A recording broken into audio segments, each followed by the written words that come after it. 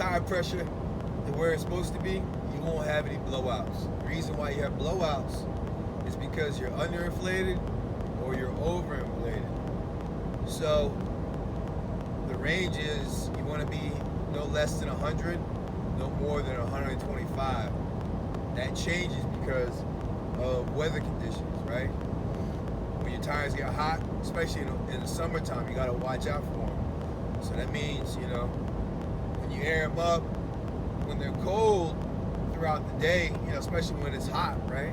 And especially if you've been running and you're heavy, you want to make sure that you check the tire pressure. You want to make sure it's in that range, 125. No less than 125, no more than 125. And I know this from experience, man. Actually, I keep my air gauge on me at all times, just so I can check the tire pressure on these motherfuckers. Because I'm gonna tell you, I blew, I don't remember how many tires I blew. Like, I think I blew maybe 2 in one day or 2 in 1 week. Yeah, and I was heavy. It was like 80,000 pounds. But it was hot. It was in Texas. It was hot. Ugh. I didn't have a tire gauge either. And I know I overinflated those fuckers too. So I know from experience, if you overinflate them or they're underinflated, they'll definitely explode. So I've been driving ever since after those blowouts, and I haven't had one blowout yet. Reason being is because I've had the perfect air in the tires. No less than 100, no more than 125. Simple. You got good tires. Like my last company I was rolling when I had a Caterpillar, man, I threw the best tires you can put on that motherfucker. I think I put Michelin's on there. This truck here has Michelin's too, and I keep them, you know, above 100. Like, I got a couple that are like, yeah, like 80, 90, like when they're cold, but when I check them when they're hot, they're above 100 all day long, you know.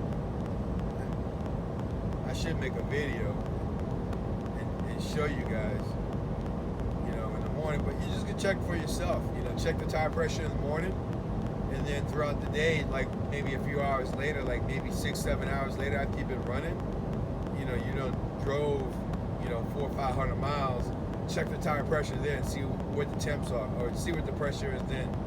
I bet you the pressure went up because you don't heated the tires up, you know. So like I said, I haven't had a blowout. I'm gonna knock on some plastic because I ain't got no motherfucking wood, but I don't have a blowout. But for the most part, that being said, like I said, my tire pressure on this truck is on cold about 80, 90, like 80, 90, 85, 90. But believe me, when I get rolling, they all day long about, you know, 100, 115, 110. And it just depends on how hot it is outside. It can even go up even more to 120. And that was just a cold pressure at 80, 90. So the tire pressure jacks up, you know, significantly with heat. So just keep that in mind. Check your tire pressure. You know, you really want to check your. I check my tire pressure when I fuel up. You know, when I fuel up, I'll get it in now. I'll get it in then. You know, I'll knock everything out. Make sure the truck, you know, is ready to go. You know, oil.